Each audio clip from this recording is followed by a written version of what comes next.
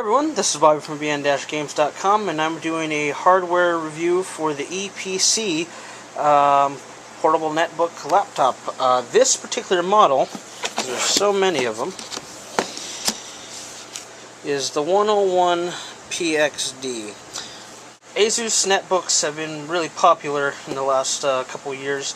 They grew exponentially, and then other hardware manufacturers such as HP and Toshiba, for example, started making their own variants of it. And they all basically have the same formula. A mobile processor, the Intel Atom processor, a gig of RAM. This one has DDR3, which is surprising. I only found out recently they're up to DDR3 in these models. Extensive battery life, 6 to 8 hours. And small form factor, 10.1 inch screen.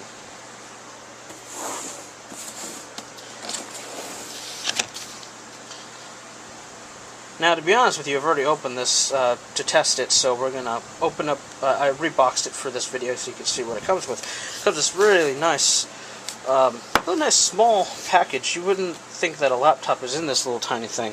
I mean, that's my hand right there. Alright, take this, and that pops open there, and you set it out gently. And you got your documentation here, warranty card. I really like this for technical updates. It tells you how to disable the boot stuff in BIOS, and then how to get to the recovery partition. Most machines do not show this. And here's some ASUS technical support. I doubt that would be very helpful for most. And then there's the machine itself.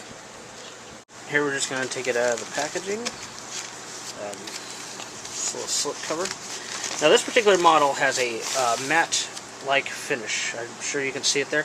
Actually looks like carbon fiber. It's really nice. There are other models now. Like I said, there are many models of the Eee PC. Slightly higher-end models come in aluminum, other form factors, other colors. This is really the base model, but all of the hardware is pretty much the same. So you have your battery port, vents along these areas, memory. On this side you have Ethernet, laptop lock, USB, headphones, and on this side SD card slot,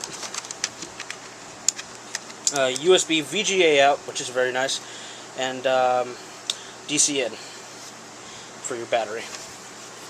And set that aside, and then you just lift this part of the box up.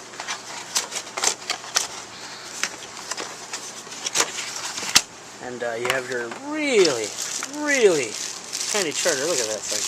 I haven't even figured it out yet. It's got a nice length of cable.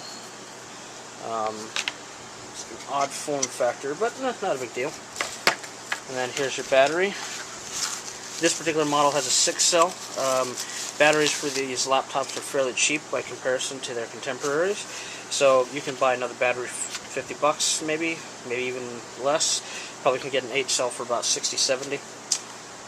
And I took the battery off this thing last time, and this thing has some contoured grooves on the end there. This also comes with a user manual. That's very useful. Now we're just going to boot this little baby up. Like I said, I've already turned this on, and nice little slip cover. And got all the installation stuff going. I'll be honest with you, it's not the fastest setup in the world. It takes a little bit to get finally through the beginning install process. Keyboard, mouse pad is down here. It's a single button click. That left right, that can be that could be a little annoying for some, but it's not a big deal. Still has that matte finish here. 10.1 inch screen LCD.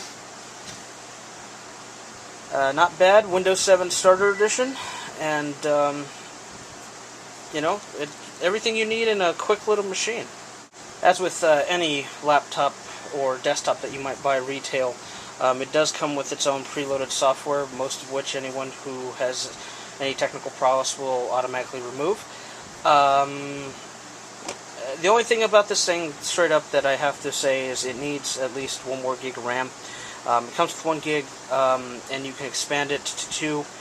And I would recommend that if you're going to make this your primary laptop. I mean, it was really designed for basic use, but it's a 1.6 gigahertz processor. It's not a slow thing. If you put the RAM behind it, this thing will do all your everyday tasks, as long as you keep up with it. Since it is a portable machine and meant to conserve battery power when it is off the AC adapter, you will notice that the speed of the machine is quite significantly less snappy. There's no real technical term for it.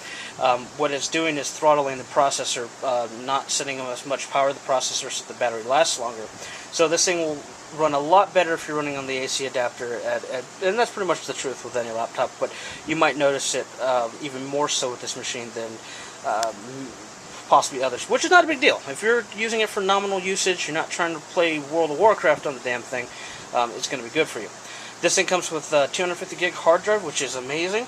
So you can basically use this as an iPod and word processor and Netflix player through your browser all at the same time. And it's multi-purpose. Why would you get a tablet when you can have this? It's the same size as a tablet, screen dimensions wise.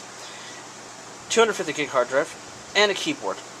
I mean, I know it's not touch-based, it's not Android or iOS, depending on what your preference is, but it does everything you're going to need.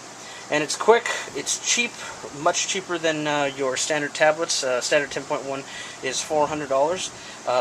This was $200 right off the bat.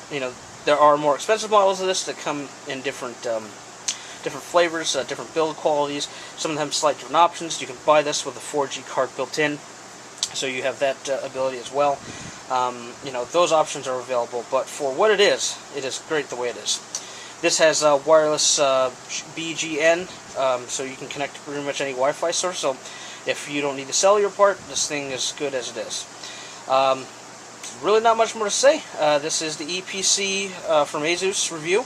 It's the best 10.1-inch netbook you can buy.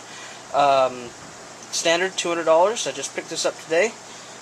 This is the 1001 PXD model.